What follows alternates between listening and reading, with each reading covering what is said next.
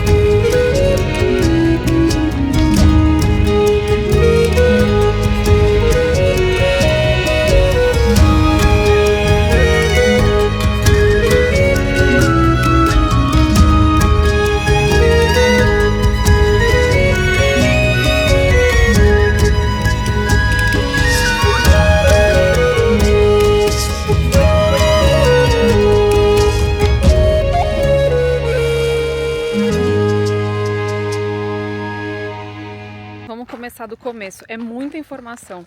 Então a gente vai ser breve, mas fica aí a dica, né? Vale a pena vir pra cá. Não vou ficar falando que é mais importante em um ou outro, mas coloque no seu roteiro porque informações importantes. Essa cidade que a gente tá, nesse sítio histórico que a gente tá, arqueológico, ele é o único aqui de Lima que não foi tocado pelo homem. O que isso quer dizer? Tudo que você vê aqui de ruína é de fato uma ruína, ela não foi reconstruída. Lá em Lima, a Huaca, ela foi reconstruída. Então, se você quiser ver algo realmente histórico, né, vale muito a visita.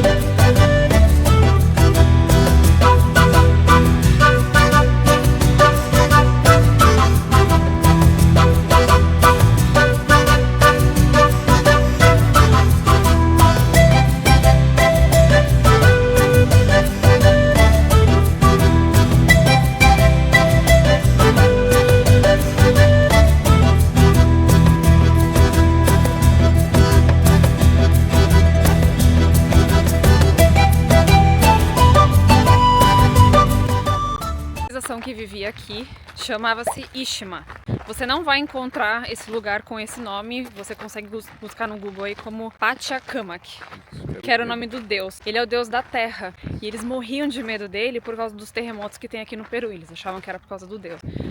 E aí, essa civilização é antes dos Incas. Eu tô falando assim porque eu tô cansada que a gente tá subindo até o topo do Templo do Sol. Esse caminho aqui parece pouco, viu?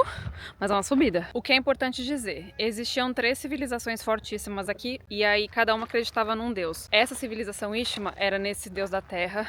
Lima, lá em Lima, acreditava no deus do mar. E os Incas acreditavam no Rei Sol, que é onde a gente tá subindo lá no templo. Os Incas chegaram aqui, só que diferente dos espanhóis, que tinham o hábito de onde eles chegavam matavam todo mundo, e aí só a religião deles importava, eles mantiveram a cultura que tinha aqui antes, inclusive o deus deles. Então, você consegue ver os templos dessa época Ishima com a influência e construção e interferência dos Incas. Então, como que eles conseguiam representar esse apoio? Eles fortificavam as estruturas pra falar, ó, tô de acordo com você, mas aí claramente eles eram a civilização dominante e eles tinham o maior templo no maior cerro, que é a montanha, né, no ponto mais alto, que é onde a gente tá tentando subir.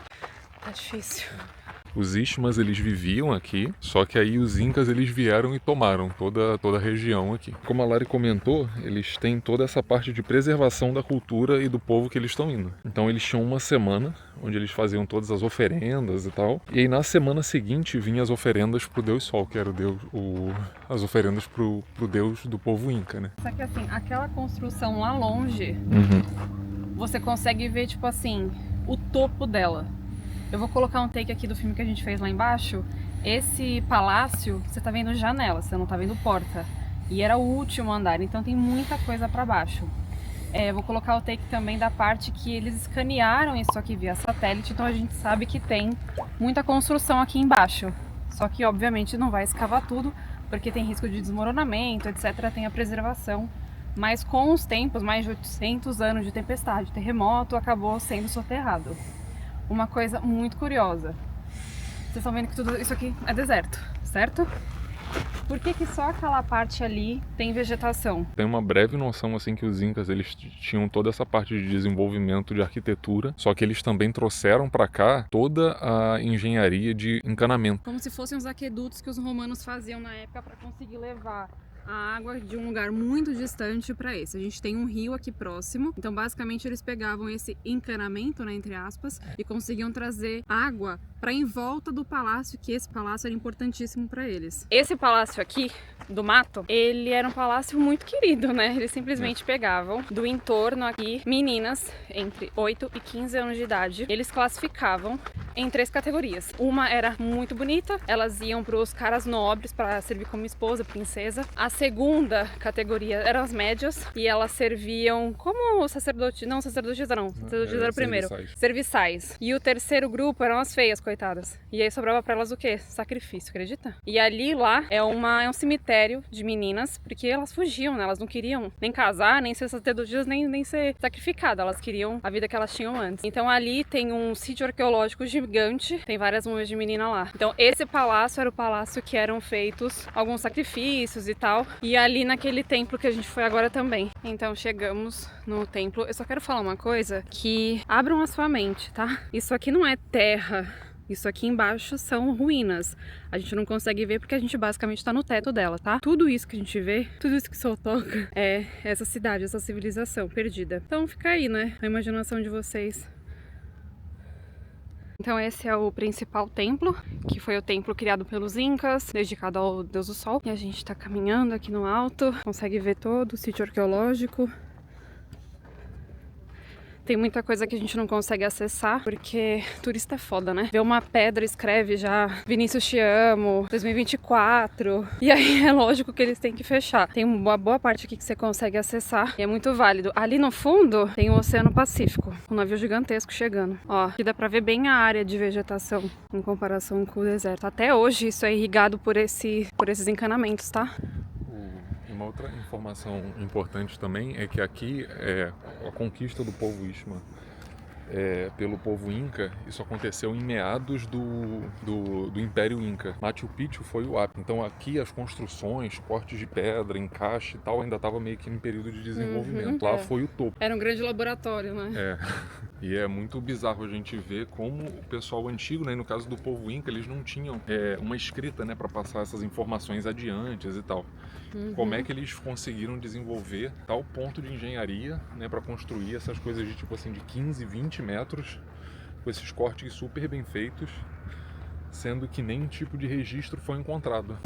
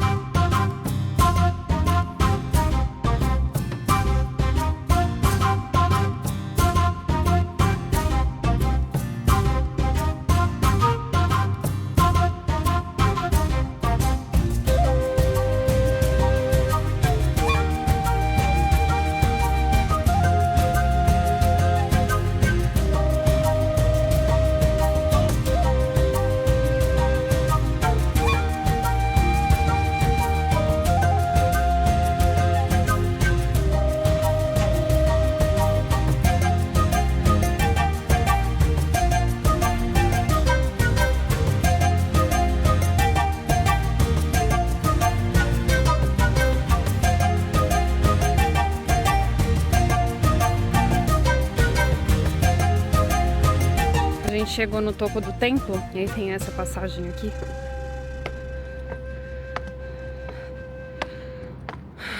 Pra chegar no Oceano Pacífico. Cara, o dia tá muito bosta hoje. Mas imagina, pensa, visualiza comigo. Isso aqui com o céuzão azul. Muito belo.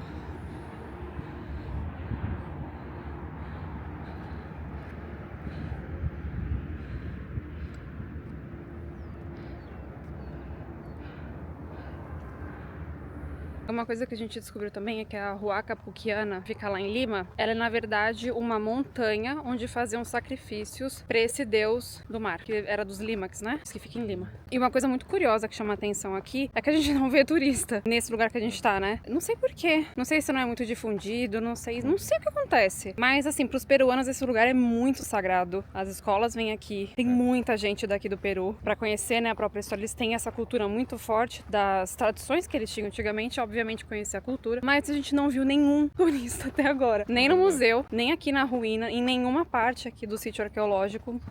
Não tem. E na Huaca tava lotado quando a gente chegou. Então é uma pena, né? Infelizmente a gente nunca vai descobrir tudo sobre todos os lugares, é óbvio. Mas acho que vale uma atenção a mais pra cá, né? É muito rica a história. É uma pena.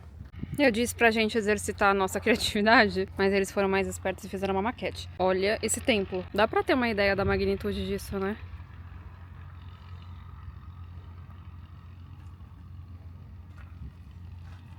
Vamos indo embora, mas uma última coisa legal que ele contou é que aqui no Peru eles não têm o hábito de mostrar as múmias.